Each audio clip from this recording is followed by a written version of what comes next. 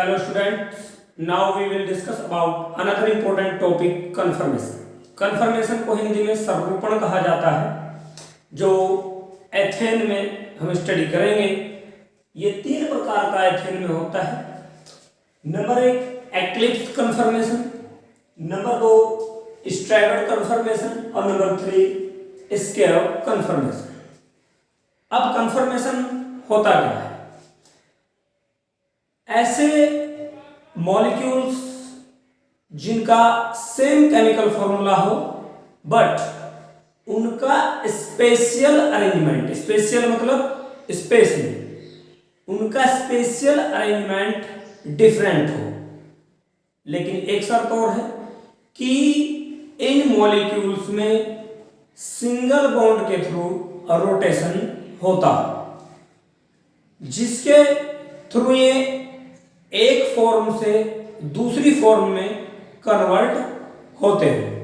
Single bond में rotation ऐसे इस प्रकार रोटेशन के रिजल्ट से ये एक फॉर्म से दूसरी फॉर्म में कन्वर्ट हो सकते हो। लेकिन यहां पर आपने ध्यान रखना है कि ये नॉन सुपर इम्पोजेबल हो। ठीक है, नॉन सुपर इम्पोजेबल मतलब एक दूसरे पर ये अध्यारोपित न होते हो। ऐसे एक दूसरे पर ये अध्यारोपित न होते हो, यानी ये सुपर इम्पोजेबल न है। ठीक है, तो कन्फर्मेशन क्या है? ऐसे मॉलिक्यूल्स जिनका सेम केमिकल फॉर्मूला होता है बट उनका स्पेशियल अरेंजमेंट डिफरेंट होता है और सिंगल बॉन्ड के थ्रू में रोटेशन होने के कारण वे एक फॉर्म से दूसरी फॉर्म में कन्वर्ट हो सकते हो। तो ये जो फिनोमेना होता है ये कहलाता है कन्फर्मेशन। थ्री टाइप्स का: eclipse confirmation, staggered confirmation, skew conformation.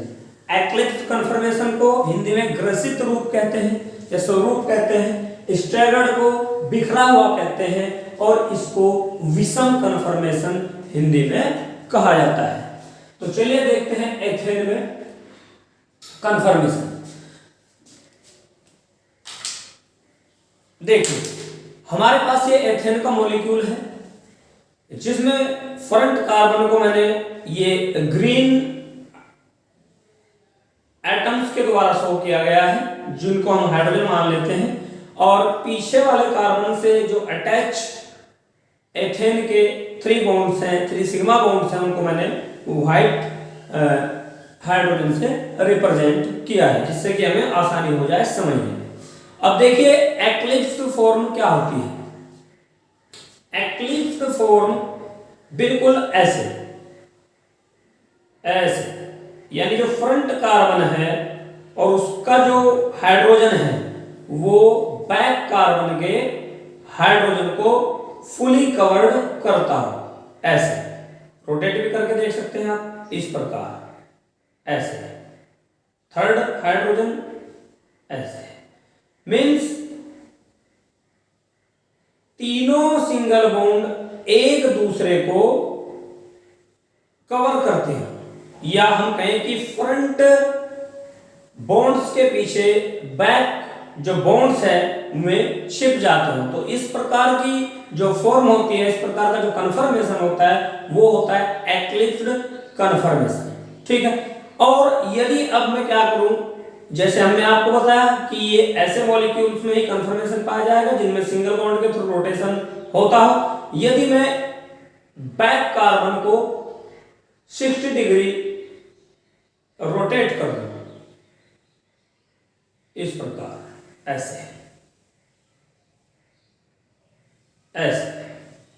तब इस कंडीशन में रोटेशन हुआ 60 डिग्री। तब इस कंडीशन में जो फ्रंट का हाइड्रोजन है वो बैक कार्बन के हाइड्रोजन को कवर नहीं करता, या हम कह सकते हैं कि एक दूसरे से ये बिल्कुल बिखरे हुए दिखाई पड़ते हैं। तो यही फॉर्म कहलाती है स्ट्रैगर्ड फॉर्म। ठीक है, क्लियर हुआ आपको? एक बार और देखते हैं। यदि हमने इसको और 60 डिग्री रोटेट कर दिया ऐसे, तो फिर से आपको एक्लिप्स फॉर्म प्राप्त होती है। ठीक है, ये देखिए एक्लिप्स मतलब एक दूसरे को कवर किए हुए, फ्रंट कार्बन ग्रीन वाले, बैक कार्बन व्हाइट वाले को कवर किए हुए हैं। यदि हमने रोटेट किया 60 डिग्री तो हमें यहाँ पर जो ऑब्टेन होती है वो होती है स्टैगर्ड फॉर्म, इस प्रकार। और यदि मैं 60 डिग्री रोटेट करते हुए इसको मैं 30 डिग्री रोटेट करूं इस प्रकार, ये एक्लिप्स फॉर्म हुई हमारी। अब हम इसको 60 डिग्री न करते हुए हम इसको 30 डिग्री करते हैं इस प्रकार, ऐसे। तो ये जो एक्लिप्स्ड और स्टैगर्ड के बीच की फॉर्म होती है ये कहलाती है स्क्वायर फॉर्म, विषम फॉर्म, ठीक है। तो इस प्रकार एथेन में कन्फर्मेशन पाया जाता है 3 प्रकार का, ठीक है। देखिए ये फ्रंट कार्बन को हमने यहाँ पर रिप्रेजेंट किया है। फ्रंट कार्बन को हम यदि जब हम इसको रिप्रेजेंटेशन करेंगे, लिखेंगे, तो हम उसको बॉन्ड के जंक्शन द्वारा बॉन्ड जंक्शन के द्वारा रिप्रेजेंट करते हैं, और बैक कार्बन को एक सर्कल द्वारा रिप्रेजेंट किया जाता है, ठीक है। चलिए देखते हैं सबसे पहली फॉर्म एक्लिप्स्ड कन्फर्मेशन। जब आप इसको बनाएंगे, बनाने का तरीका बड़ा आसान है, देखिए कैसे। इस प्रकार एक लाइन खींचिए आप, ये लीजिए, एक हाइड्रोजन यहां पर, एक यहां पर और एक यहां पर, और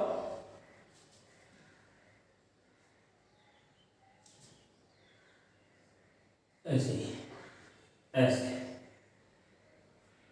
एक हाइड्रोजन यहां पर, एक यहां पर और एक यहां पर। तो आप यदि लुक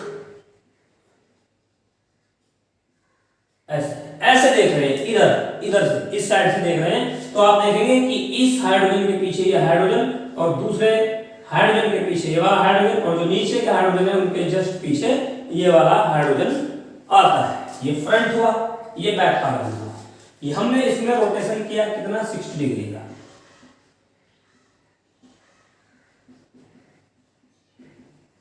तब आपको क्या प्राप्त होता है, तब आपको स्ट्रैगर्ड फॉर्म यहां पर प्राप्त होती है। छोटी सी बना देता हूं। फ्रंट कार्बन को रोटेट कर रही है, फ्रंट कार्बन को आपने रोटेट करना है। बैक वाला तो एज इट इज, ये लीजिए,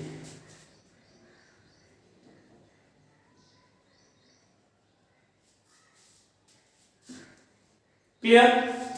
इसको हम रोटेट कर रहे हैं 60 डिग्री। जब हम इसको 60 डिग्री रोटेट करेंगे तो ये इस प्रकार हो जाएगा। यानी ये जो हाइड्रोजन है फ्रंट कार्बन का, वो बिल्कुल इन दो हाइड्रोजन के मिडिल में से जाता हुआ दिखाई देगा, और ये बैक कार्बन का हाइड्रोजन इन फ्रंट कार्बन के दोनों हाइड्रोजन के यहां मिडिल में से जाता हुआ दिखाई देगा जब आप इधर से देखेंगे, जैसे कि मैंने आपको मॉलिक्यूल से दिखाया है, समझाया है। यदि यहां पर इसको न रखते हुए हम इसमें 30 डिग्री का रोटेशन करें, तब आपको इस प्रकार से स्क्वायर कन्फर्मेशन प्राप्त होता है। हल्का सा तिरछा हो जाएगा, ये लीजिए,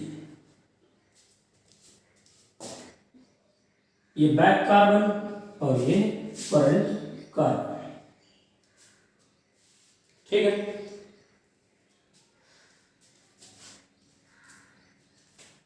ये हमारा एक्लिप्स हुआ,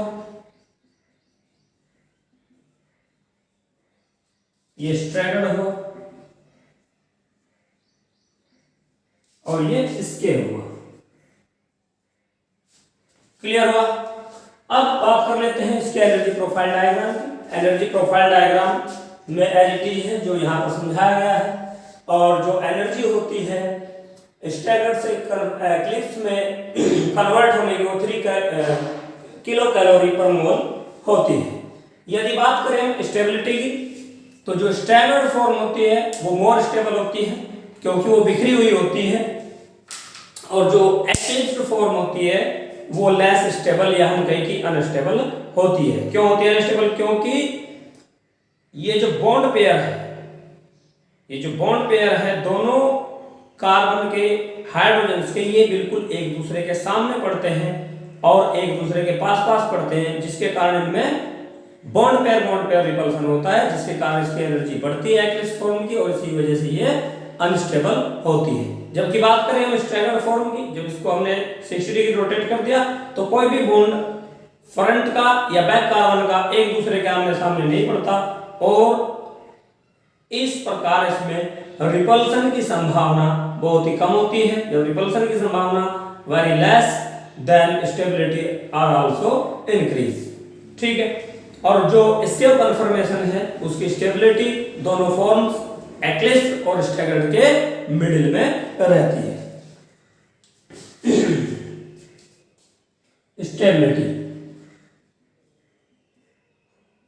ऑर्डर सबसे ज्यादा स्टेबल, जैसे हमने आपको बताया, एक्लिप्स फॉर्म,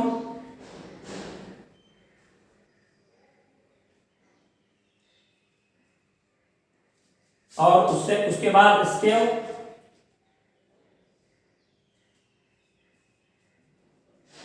और बाद में स्टैगर्ड सबसे लेस। ठीक है,